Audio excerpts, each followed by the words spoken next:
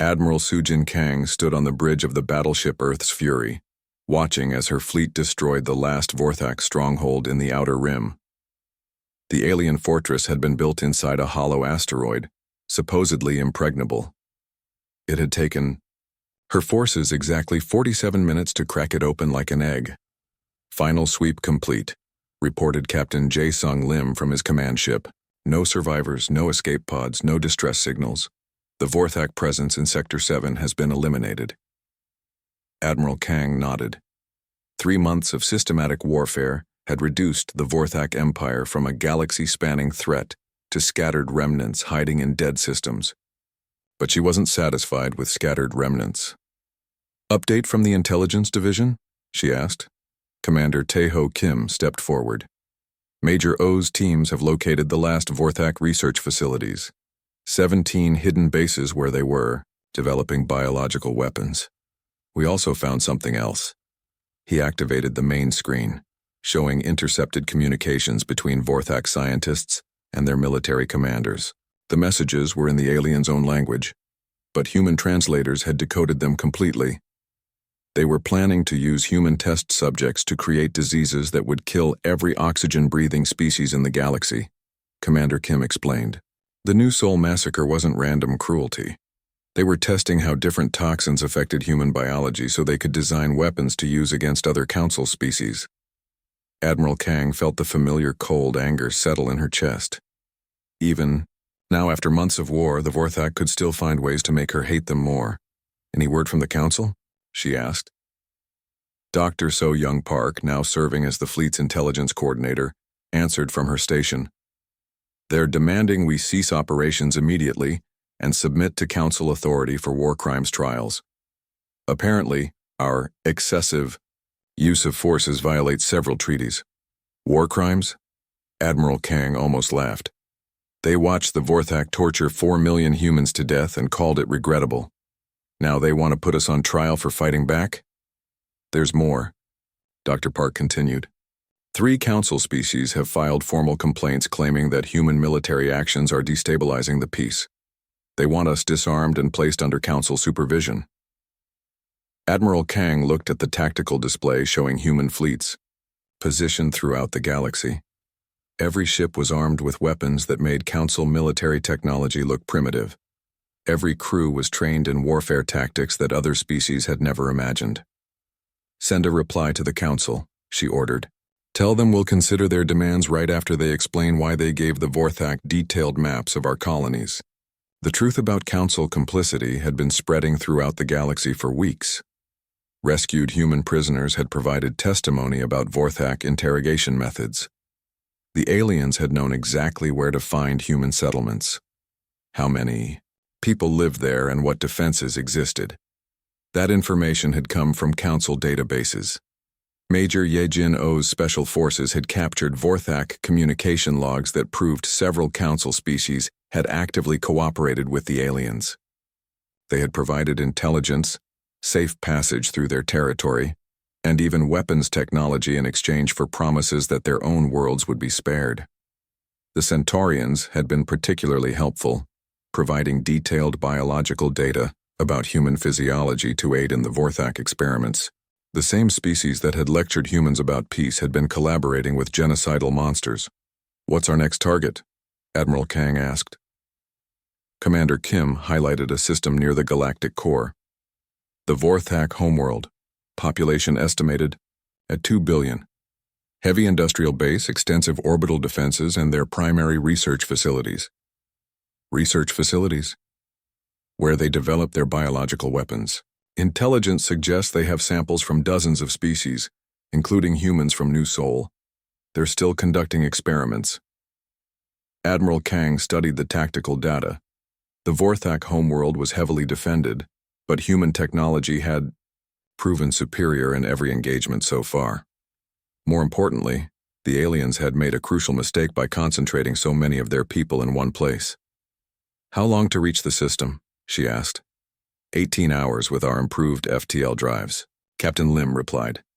"Begin preparations for planetary assault. Full mobilization, all available forces." Dr. Park looked up from her console. "Admiral, A planetary assault would mean millions of casualties. Even if there are enemies, the scale of destruction. Admiral Kang turned to face her. How many casualties were there on New Sol, Doctor? 4 million. And how many humans have been tortured in their research facilities over the past decades? Dr. Park was quiet for a moment. Unknown. Potentially millions more. Then we understand each other. The Vorthak chose this path when they decided to treat other species like laboratory animals. We're simply following it to its logical conclusion. The human fleet that assembled for the assault on the Vorthak homeworld was the largest military force in galactic history. 300 warships, each one more advanced than anything the Council possessed. Their mission was simple: complete extermination of the Vorthak species. Captain Min-Soo Lee commanded one of the assault squadrons. His soul's pride had been heavily modified again, now carrying experimental weapons that engineer Hyojin Choi had designed specifically for this battle. "All vessels, this is Admiral Kang," came the voice over the fleet communications. "The Vorthak homeworld is before us. These are the creatures who tortured our families, who experimented on our children, who planned to use our deaths to commit genocide against the entire galaxy." The Admiral paused, and when she spoke again, her voice carried the weight of humanity's rage. "Today we finish what they started. No quarter, no mercy, no survivors for New Sol." The response from 300 ships was unanimous. For New Sol, the battle began with a coordinated bombardment that overwhelmed the planet's orbital defenses in minutes. Vorthak battle. Stations that had protected their homeworld for centuries were reduced to debris by human weapons that struck with impossible precision. But Admiral Kang wasn't interested in a quick victory. She wanted the Vorthak to experience the same helplessness their victims had felt. Human forces landed on the planet's surface and began a systematic campaign of destruction that matched the aliens' own methods. Major O led the assault on the primary research facility where Vorthak scientists had been torturing captured humans for decades. Her forces gave the aliens exactly the same consideration the aliens had shown human prisoners. Commander Kim's fleet surrounded Vorthak evacuation ships and destroyed them without warning. When alien commanders tried to surrender, they were ignored. The Vorthak had established the rules of engagement when they attacked New Sol. Humans were simply following those rules. The Council tried to intervene, sending messages demanding an immediate ceasefire. Admiral Kang's response was broadcast, on all frequencies. The Galactic Council had 20 years to establish justice in this galaxy. They chose politics over protection, bureaucracy over basic decency. Now we're establishing our own justice. The assault on the Vorthak homeworld lasted 6 days. When it ended, the planet was a lifeless rock. Every city had been destroyed, every military base eliminated, every research facility burned to ash. The Vorthak species, which had terrorized the galaxy for generations, no longer existed. Captain Lim's final report was delivered to Admiral Kang as the human fleet prepared to leave the system. Planetary sterilization complete. No life signs detected. All Vorthak installations destroyed. Mission accomplished. Admiral Kang nodded. "Send a message to all human colonies. The Vorthak threat has been permanently eliminated. Our people can sleep safely tonight." But the galaxy's reaction to humanity's victory was not what anyone expected. Instead of gratitude for eliminating a species of genocidal monsters, the Council condemned human actions as excessive and barbaric. The Centaurian representative, Veltar Quinn, issued a statement calling humanity a dangerous military dictatorship that threatens galactic peace. Other Council species demanded that human forces be disarmed and placed under alien supervision. Admiral Kang's response was simple and direct. "We offered to work within your system for 20 years. You showed us what your system is worth when you watched our children burn. Now we'll create our own system." The message was accompanied by a demonstration of human military capability that shocked the galaxy. Weapons platforms hidden throughout human space activated simultaneously, revealing that Earth had been preparing for this moment for decades. The peaceful farmers had built the most powerful military force in galactic history right under the Council's noses. But the most chilling part of Admiral Kang's message was her final statement. Any species that threatens human colonies or aids our enemies will receive the same treatment we gave the Vorthak. We tried peace. You taught us that. Only strength commands respect in this galaxy. Thank you for the lesson. The age of human submission to council authority was over. The age of human dominance had begun. And every species in the galaxy now understood that humanity's patience had limits. When those limits were crossed, the consequences were not negotiable. They were final. President Min Jun-yoon stood at the podium in the rebuilt capital of New Seoul, looking out at representatives from 37 different species. 5 years had passed since the Vorthak War, and the galaxy was a very different place. Behind him, a memorial wall displayed the names of 4 million humans who had died in the original massacre. But New Seoul itself was alive again, rebuilt by human determination and protected by the most advanced defense systems in the galaxy. Welcome to the 5th Annual Terran Alliance Assembly, President Yoon began. 5 years ago, this city was destroyed by creatures who saw us as nothing more than laboratory animals. Today, it stands as the capital of an alliance dedicated to protecting all innocent life in the galaxy. The audience included species that had never been welcome in the old Galactic Council, small civilizations that had been ignored or bullied by the major powers, races that had lived in fear of stronger neighbors. All of them now enjoyed the protection of human military might. Admiral Soo-jin Kang, now serving as defense minister, sat in the front row beside the other architects of humanity's transformation. Commander Tai-ho Kim had become the head of the Alliance Intelligence Service. Dr. So-young Park directed the new Department of Xenobiological Research, developing medicine instead of weapons. Engineer Hye-jin Choi ran the Advanced Technology Division, her designs now powering the most sophisticated fleet in galactic history. The old Galactic Council claimed to represent peace, President Yoon continued, but they only protected the powerful. They ignored genocide when it was convenient and called collaboration with monsters diplomatic necessity. We chose a different path. In the 5 years since the Vorthak extermination, humanity had reshaped galactic politics completely. The Terran Alliance offered membership to any species willing to accept 3 simple principles: no aggression against innocent populations, no cooperation with genocidal regimes, and mutual defense against external threats. 17 species had joined immediately, grateful for protection from larger predatory civilizations. 12 more had joined after seeing the benefits of alliance membership. Even some former council species had quietly applied for admission after their own governments fell to internal revolution.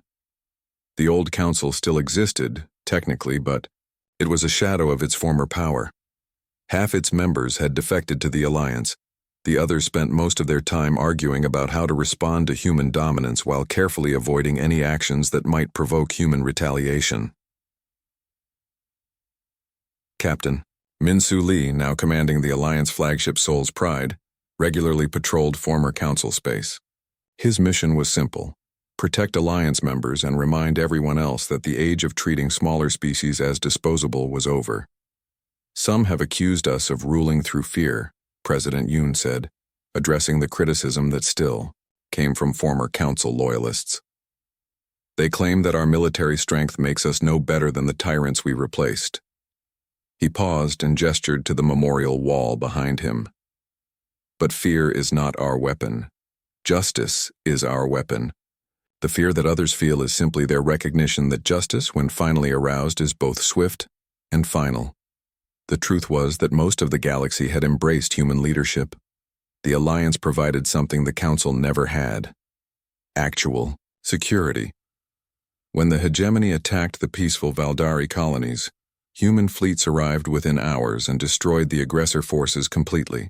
When the corporate syndicate tried to enslave the mining worlds of Kepler Sector, Alliance forces liberated the slaves and held the corporate executives personally responsible.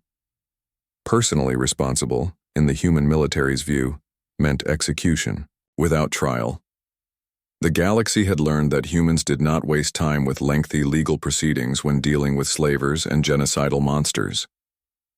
Major Ye-jin, Oh, now leading Alliance Special Operations, had perfected the art of what humans called preventive justice. Her teams identified threats before they could act, eliminated key personnel, and left the hostile organizations leaderless and confused. It was efficient, effective, and absolutely terrifying to anyone who made a living exploiting weaker species. Our critics say we have become the galaxy's bullies, President Yoon continued. But I ask you, is it bullying to protect the innocent? Is it tyranny to punish those who torture children? Is it oppression to ensure that no species faces extinction at the hands of monsters? The answer from the assembled delegates was a resounding cheer. These were species that had lived under the constant threat of destruction before the Alliance existed. They remembered what life was like when strength was the only law, and the Council did nothing to help. Dr. Park stood up to deliver the annual research report. Her department had made remarkable discoveries by studying captured alien technology and biology. But unlike the Vorthak, human research was dedicated to healing rather than harming. This year, Alliance medical teams have eliminated 17 different plagues that were ravaging Outer Rim colonies, she announced. We've developed treatments for genetic disorders affecting 6 species and discovered cures for 3 previously fatal diseases. The applause was genuine and enthusiastic. Human medical technology, originally developed for military purposes, had proven remarkably effective at saving lives. Alliance hospitals throughout the galaxy provided free treatment to anyone who needed it, regardless of species or political affiliation. Engineer Choi presented the technology report next. Her shipyards were building vessels for Alliance members at cost with no profit margin. The goal was to ensure that every member species could defend itself against potential aggressors. We've completed construction of defense platforms for 8 new member worlds, she announced. Our manufacturing capacity has increased by 30%, and we're ahead of schedule on the new exploration program. The exploration program was humanity's gift to the galaxy's future. Instead of conquest or exploitation, human ships were mapping unknown regions and establishing contact with isolated civilizations. Every new species was offered the same choice: join the Alliance for mutual protection, remain independent but peaceful, or face the consequences of aggressive behavior. Most chose to join. The benefits of Alliance membership were obvious: advanced technology, medical care, military protection, and access to the largest trade network in galactic history. The only requirement was treating other species with basic decency. Commander Kim delivered the intelligence report, though most of it was classified. What he could say publicly was encouraging. Hostile activity throughout Alliance space is down 73% from pre-war levels. Piracy has been virtually eliminated. Slavery is extinct in 47 systems that previously tolerated it. The methods used to achieve these results were less encouraging, at least from the perspective of pirates and slavers. Alliance intelligence had a simple policy toward organized crime: identify the leaders, eliminate them, and keep eliminating replacements until the organizations collapsed. It worked remarkably well. Criminal syndicates that had operated for centuries had simply vanished. Their assets were confiscated and distributed to their former victims. Their personnel were either executed or sentenced to hard labor rebuilding worlds they had helped destroy. The galaxy is safer than it has been in 1,000 years, President Yoon concluded. Not because we have eliminated conflict, but because we have eliminated the impunity that allowed monsters to flourish. After the assembly ended, President Yoon met privately with his key advisors. Admiral Kang brought disturbing intelligence from the outer regions. Long-range sensors have detected signs of an advanced civilization beyond the galactic rim, she reported. Initial analysis suggests they might be even more technologically sophisticated than we are. Dr. Park looked concerned. Hostile? Unknown? They haven't attempted contact, but they're definitely aware of us. Our expansion into former Vorthak territory seems to have attracted their attention. President Yoon nodded. Recommendations? Prepare for the possibility of a larger threat, Admiral Kang replied, but also prepare for the possibility of peaceful contact. Not every unknown species is automatically hostile. Engineer Choi spoke up. If they are hostile, we should be ready. The Alliance fleet is powerful, but if this new civilization has been developing in isolation for millennia, they might have capabilities we haven't seen before. Begin preparations for both scenarios, President Yoon decided. But remember the lesson we learned from the Council's mistakes. Don't assume peace, but don't assume war either. Judge them by their actions, not their capabilities. As the meeting ended, President Yoon walked to the window and looked out at New Seoul's rebuilt skyline. Children played in parks where Vorthak laboratories had once stood. Families from dozens of species lived and worked together in harmony. It had taken the near extinction of humanity to teach the galaxy that peace required strength, but the lesson had been learned, finally and completely. Somewhere in the darkness between galaxies, unknown civilizations might be watching humanity's expansion with curiosity or concern. They would make their own choices about how to respond to the new galactic order. But whatever they chose, they would know from the beginning that humanity and its allies were not soft targets to be harvested.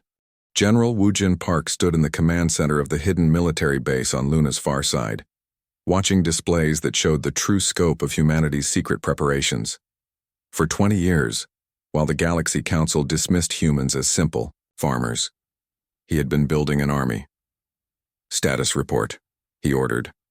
Colonel Na Young Kim, his intelligence officer, read from her data pad. 57 combat vessels ready for immediate deployment. Hidden weapon platforms activated throughout human space.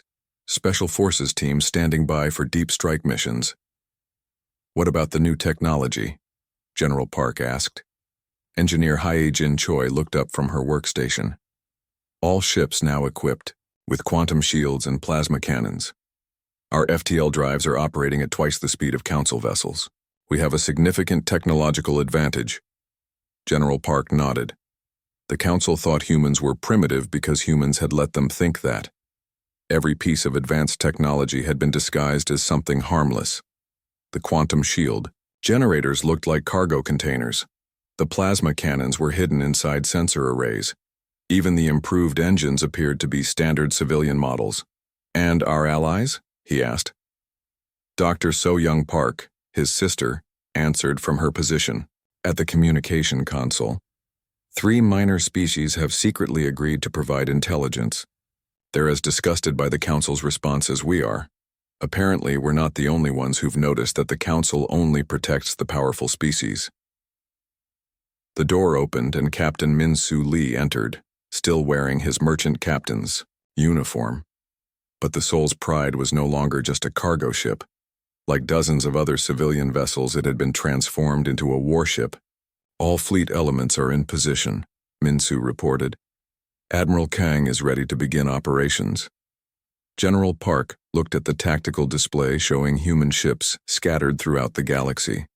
To outside observers, they looked like normal traffic, merchants, explorers, researchers. But each ship was armed and waiting for orders. Begin Operation Harvest, General Park commanded. The name was chosen deliberately. The Vorthak had called humans a soft harvest. Now they would learn what a real harvest looked like. The first strike hit 3 Vorthak outposts simultaneously. Captain Min-Soo Lee led the attack on the main supply depot, his cargo ship revealing hidden missile tubes that unleashed a devastating barrage. The Vorthak defenders tried to respond, but their weapons couldn't penetrate the Soul's Pride's quantum shields. Lieutenant Na Young Kim commanded a boarding party that captured a Vorthak command vessel intact. The aliens fought fiercely but were overwhelmed by humans who had studied every detail of their biology and psychology. Dr. Park's research had revealed Vorthak weaknesses that their own species didn't even know about. The interrogation of captured Vorthak officers revealed the truth that many humans had already suspected. The aliens hadn't found human colonies by accident. They had been given detailed information about human settlements, defense capabilities, and population centers by someone in the Galactic Council. Which species? General Park asked when he received the intelligence report. All of them, Lieutenant, Kim replied. The entire council voted to provide our colony data to the Vorthak. They claimed it was for humanitarian assessment of refugee potential if humans became displaced by natural disasters. Dr. Park's face went cold. They sold us out. They literally gave our enemies a shopping list of targets. The second wave of human attacks was even more devastating. Commander Tae-ho Kim, now leading a squadron of disguised warships, destroyed a Vorthak fleet that had been preparing to attack the colony at New Incheon. The aliens never had a chance to send a distress signal. Major Ye-jin Oh led special forces, teams that infiltrated Vorthak bases and rescued human prisoners before the facilities could be destroyed. The rescued colonists told horrific stories of Vorthak experiments, but they also provided crucial intelligence about alien military capabilities. What the humans learned was both encouraging and terrifying. Encouraging because Vorthak technology was actually inferior to human military science. Terrifying because the aliens had been planning to harvest every human colony in the galaxy, using the people as subjects for biological weapons research. The Vorthak weren't just raiders or conquerors. They were scientists studying how to create diseases that would kill other species while leaving their own race immune. Humans were perfect test subjects because human biology was similar enough to most council species to provide useful data. They weren't just planning genocide, Dr. Park explained during a strategy meeting. They were planning to use our deaths to commit genocide against everyone else. General Park felt a cold anger settle in his chest.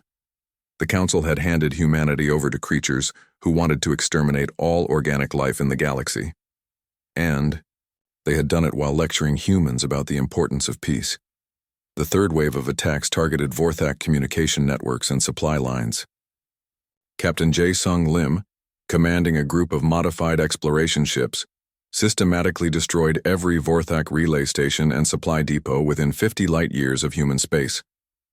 But it was Engineer Choi's new weapon that turned the tide completely. Her molecular disruptor could destabilize Vorthak ship hulls at the atomic level, causing entire vessels to simply fall apart. The first field test destroyed a Vorthak battlecruiser in less than 30 seconds. How does it work? Admiral Kang asked during a tactical briefing. It exploits a weakness in their metallurgy, Engineer Choi explained. Vorthak ships use a specific alloy that becomes unstable when exposed to certain frequencies. I discovered it while analyzing wreckage from their earlier attacks. Can they adapt? General Park asked. Not quickly enough.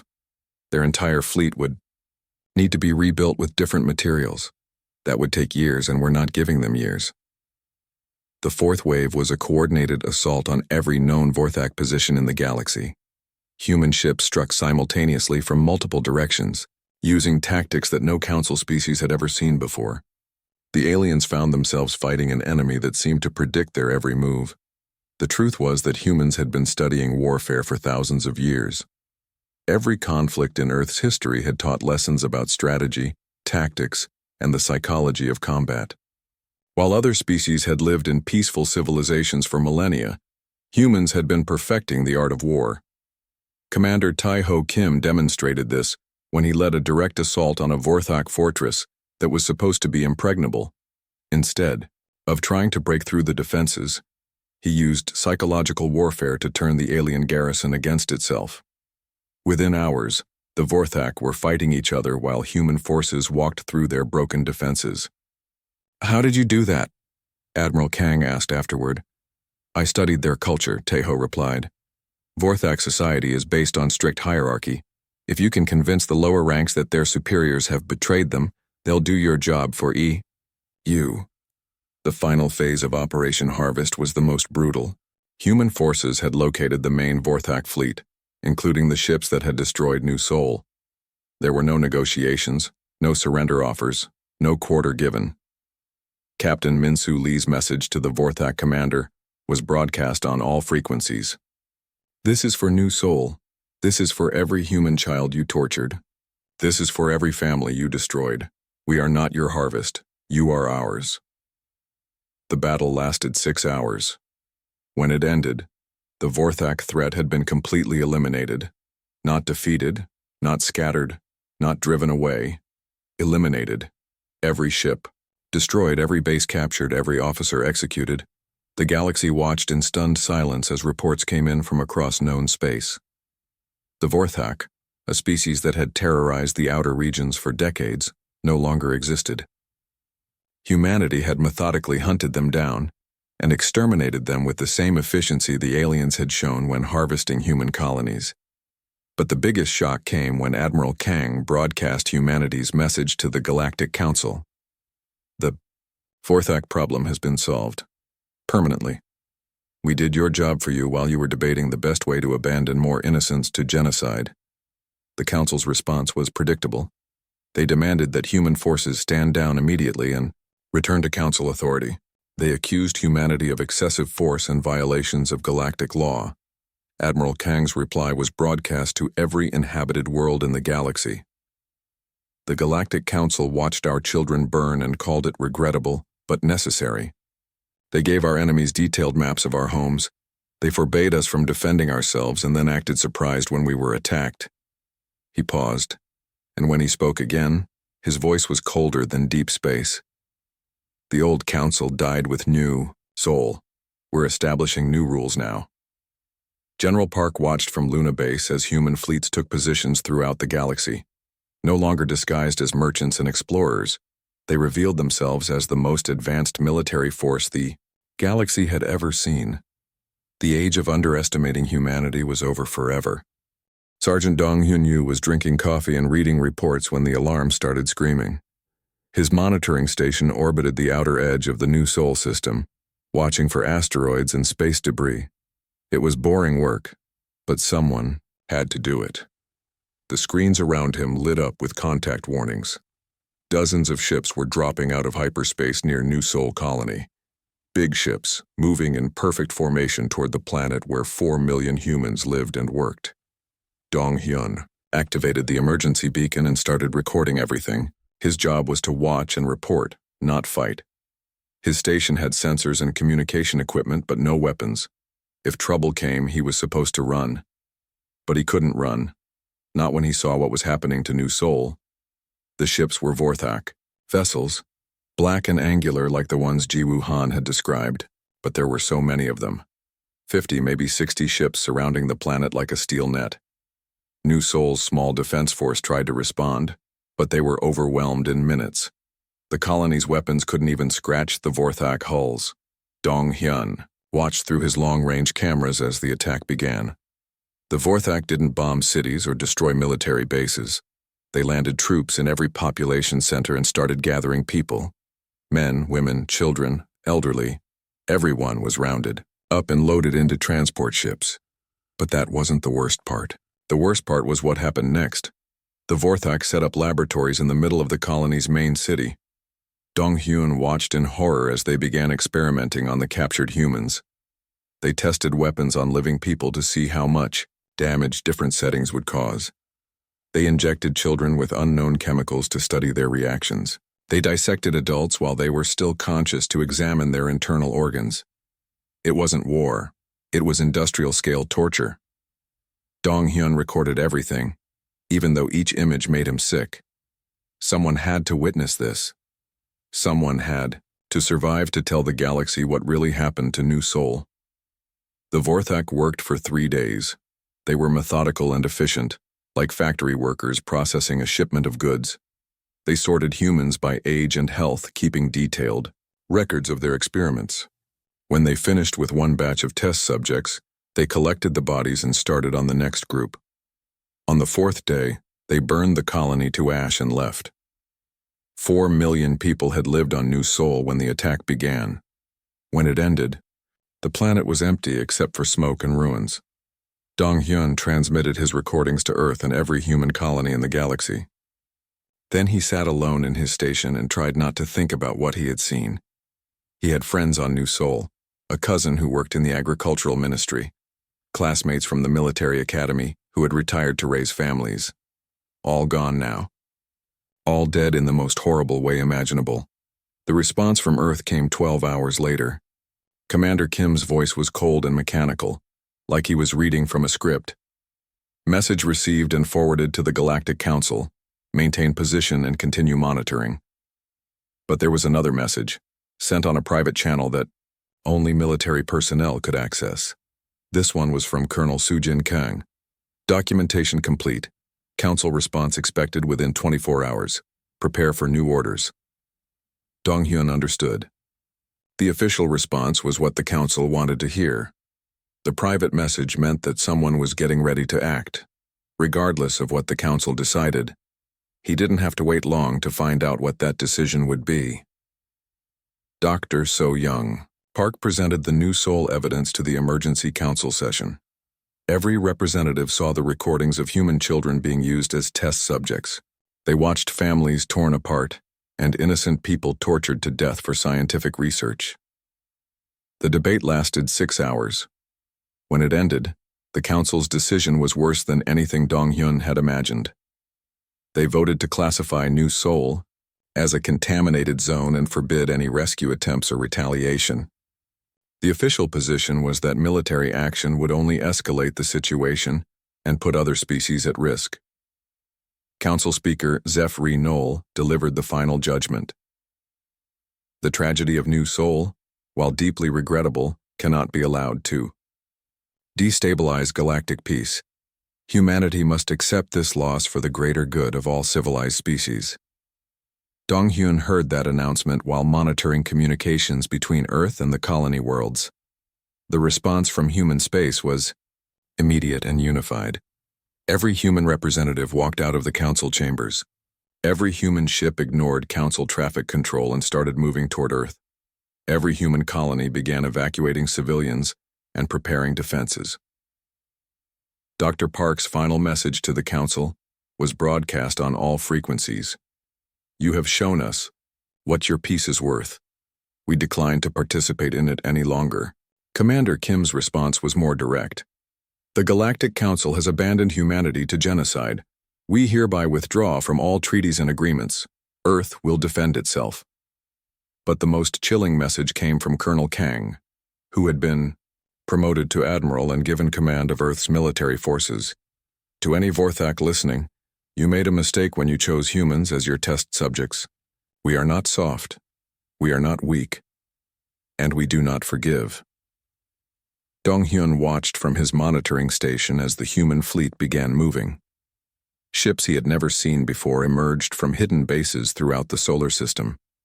The exploration vessels and cargo haulers that engineer Haijin Choi had been building revealed their true nature as they activated weapon systems that had been disguised as scientific equipment. Captain Min-Soo Lee's voice came over the military command channel. All vessels. This is Seoul's pride. New Seoul is gone, but we're still here. Time to show the galaxy what happens when you push humans too far. The fleet that assembled around Earth was bigger and better armed than anyone outside the human military had realized. For 20 years, while the Council treated humanity like harmless farmers, human engineers had been preparing for the possibility that their peaceful approach might fail. Engineer Haijin Choi had designed ships that looked like civilian vessels, but could outfight most military craft. General Woo-jin Park, Dr. Park's brother, had been training soldiers in secret bases throughout human space.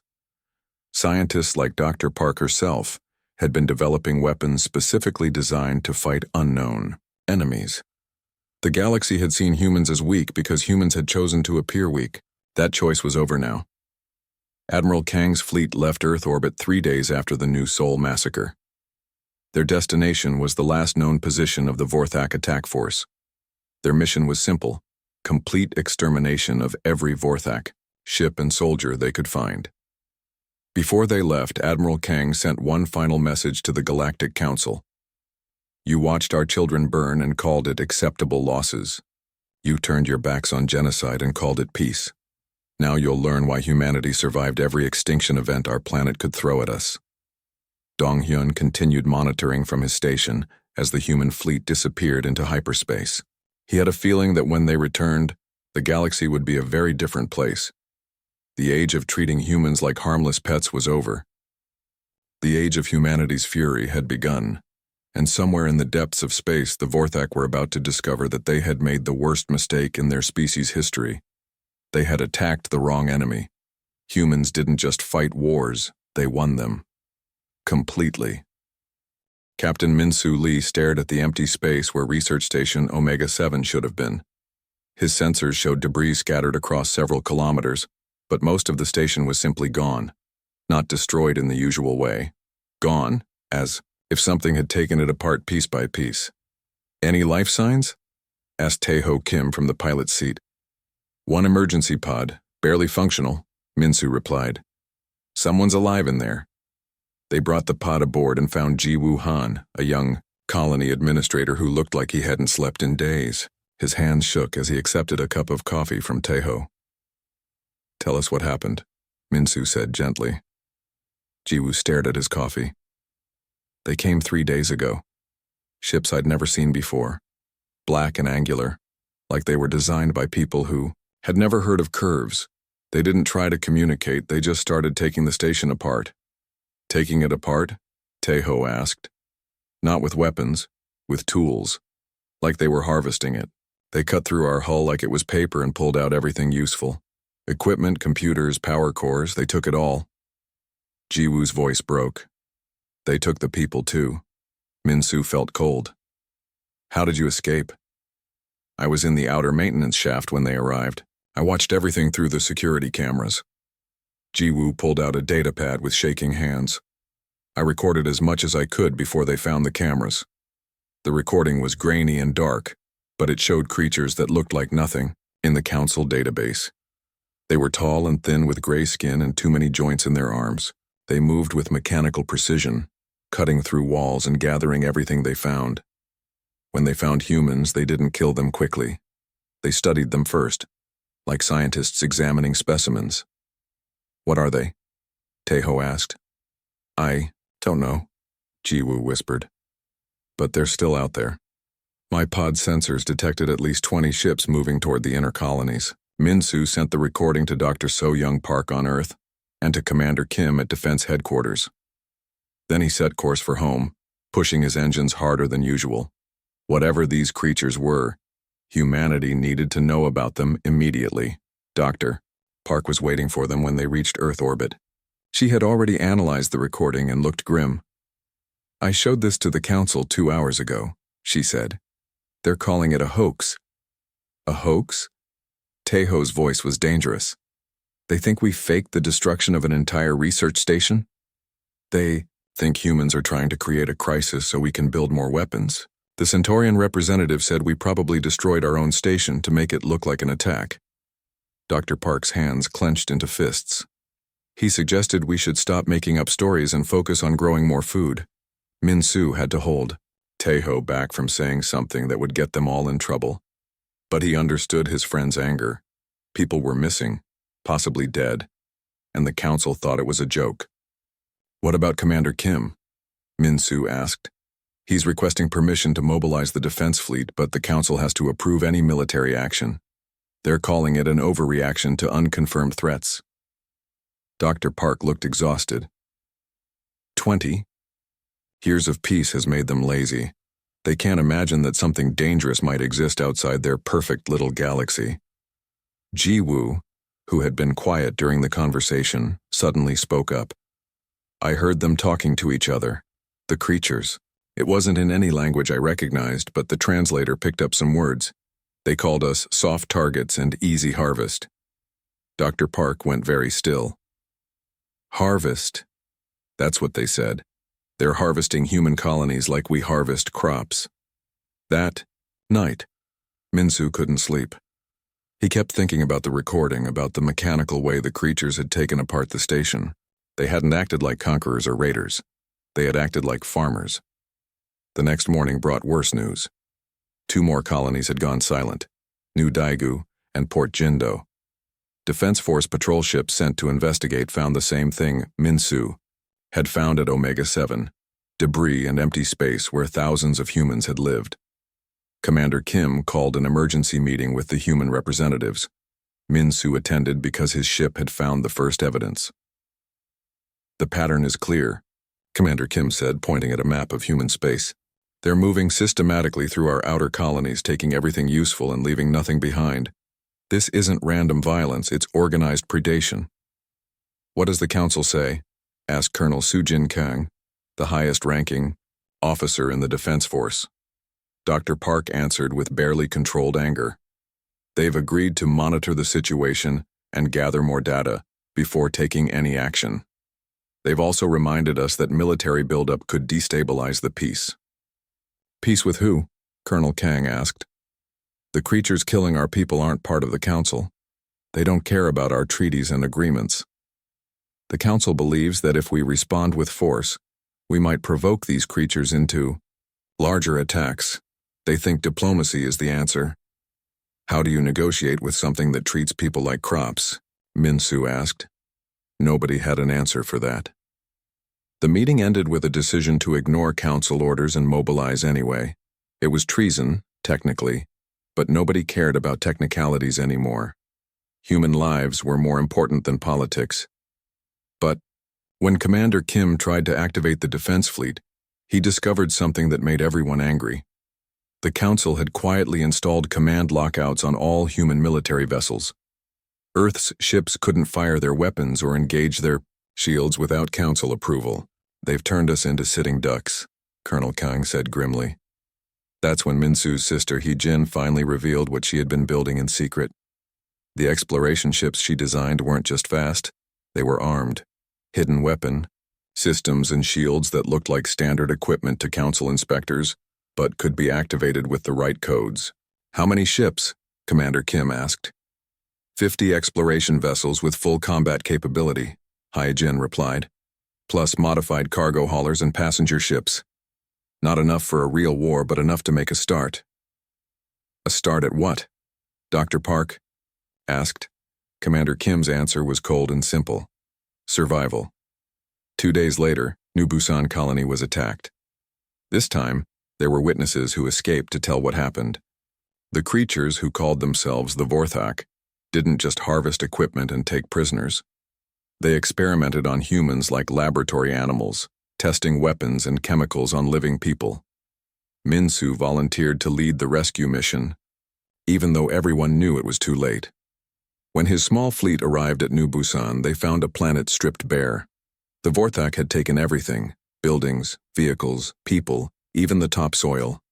All that remained was bare rock and the recorded screams of the colony's final hours. The transmission they found in the planet's communication relay was addressed to the Galactic Council. It was a message from the Vorthak commander, explaining that humans were excellent subjects for biological research because they were soft and abundant. The message thanked the Council for providing such detailed information about human colony locations and defenses. When Dr. Park played that message for the Council, their response was the final betrayal. They classified the information as sensitive and ordered all humans to stop discussing it. The official position was that the New Busan colony had suffered an industrial accident and that spreading rumors about alien attacks was harmful to galactic peace. Min-Su was in the Council chamber when they delivered that decision. He watched Dr. Park's face go from shock to rage to something much more dangerous. She stood up slowly and looked around the room at all the alien representatives who had just decided that human lives didn't matter. "You're making a mistake," she said quietly. The Centaurian representative, Veltar Quinn, actually laughed. "Are you threatening the Council, human? Perhaps you should return to your farms and leave galactic security to those who understand it." Dr. Park smiled, and Min-Su felt a chill run down his spine. He had never seen her smile like that before. "No," she said. "I'm not threatening you. I'm warning you. There's a difference." She walked out of the chamber without another word, and Min-Su followed her. Behind them, the Council continued their session as if nothing important had happened. But something important had happened. For 20 years, humans had tried to fit into the galactic community. They had followed rules and respected traditions, and accepted their place as the galaxy's farmers and entertainers. That was over now. Captain Min-Su Lee watched the loading docks of Centauri Station through his ship's window. Giant metal arms moved tons of grain from Earth into the alien cargo holds. The blue-skinned Centaurians worked alongside his human crew, but they never talked much. They were polite, sure, but they treated humans like helpful pets. "Another successful delivery," said his first officer, Tae-ho Kim. The man had served in Earth's defense force before becoming a merchant officer. He still carried himself like a soldier, which sometimes made the aliens nervous. Minsu nodded. 20 years we've been feeding half the galaxy. You'd think they'd show more respect. Through the station's comm system, an announcement echoed, in the Universal Translator's flat voice. Human vessel Soul's Pride, your payment has been transferred. Docking Bay 7 is cleared for departure. No thanks. No appreciation. Just business. Minsu had been flying cargo ships for 15 years. He remembered when humans first joined the Galactic Council. Everyone was so excited. Humanity would finally take its place among the stars, working with dozens of alien species, for the good of all. But it hadn't worked out that way. Humans grew food. Humans made movies and music that aliens enjoyed. Humans fixed things and cleaned things and did all the jobs that others found boring. But when it came to important decisions, the Council treated humans like children who should be seen and not heard. Taeho started the ship's engines. Commander Kim sent another message from Earth. The Council rejected our request to expand the defense fleet again. Minsu wasn't surprised. Every time Commander Taeho Kim's older brother asked for better weapons or more ships, the Council said, no. Peace was more important than defense, they claimed. Humans didn't need big guns because the galaxy was safe. What's his reason this time? Minsu asked. Same as always. Our military growth might upset the balance of power. The other species might feel threatened. Taeho's voice was bitter. As if anyone could feel threatened by humans. Minsu understood his friend's anger. Taeho Kim had trained for war but ended up hauling grain because there was no real military left. Earth's defense force was mostly patrol ships and cargo haulers with light weapons, nothing that could fight a real enemy. The Soul's Pride left Centauri Station and jumped to hyperspace. Their next stop was the research station at Wolf 359, where Dr. So-Young Park was studying alien plant life. She needed supplies and wanted to send some samples back to Earth. During the 3-day journey, Minsu thought about his sister Hye-jin. She worked as an engineer on Earth, designing new ships for exploration. The Council loved her work because her ships were fast and efficient. What they didn't know was that Hye-jin had started building her ships with hidden spaces. She claimed they were for extra storage, but Minsu suspected his clever sister had other plans. When they reached Wolf 359, Dr. Park was waiting for them. She was a small woman with tired eyes who spent most of her time talking to plants instead of people. But she was also one of Earth's representatives to the Galactic Council, so she heard things that regular humans didn't. How are things on Earth? She asked as they loaded her supplies. Quiet, Minsu replied. Maybe too quiet. Taeho says his brother is worried about something. Dr. Park glanced around to make sure no aliens were listening. He should be worried. I've been trying to get the Council to investigate some strange energy readings near the outer colonies. They keep saying it's not important. What kind of readings? Taeho asked. Unknown technology. Ships that don't match any species in the Council database. But when I show them the data, they just say humans are being paranoid again. Her voice was frustrated. Apparently we see threats everywhere because we're a young species that hasn't learned to trust the galaxy yet. Minsu had heard that excuse before. Humans were too new, too primitive, too emotional to understand how peaceful the galaxy really was. The older species knew better. They had thousands of years of experience with peace and cooperation. Maybe they're right, Minsu said, though he didn't really believe it. Dr. Park shook her head. I've been studying alien biology for 20 years. I know the difference between known and unknown. These readings don't match anything in our database. Something new is out there, and it's moving toward human space. After they finished loading, Dr. Park pulled Minsu aside. If you see anything strange on your routes, let me know immediately. Don't report it through normal channels. The Council has made it clear they don't want to hear about human worries. Minsu promised he would. As they prepared to leave, he noticed that Dr. Park looked scared. That bothered him more than her words. Dr. Park wasn't the type to scare easily. The trip back to Earth was routine until they reached the outer marker buoys. Their sensors picked up something odd, a ship signature that flickered in and out of detection. When Taeho tried to get a better reading, whatever it was disappeared completely.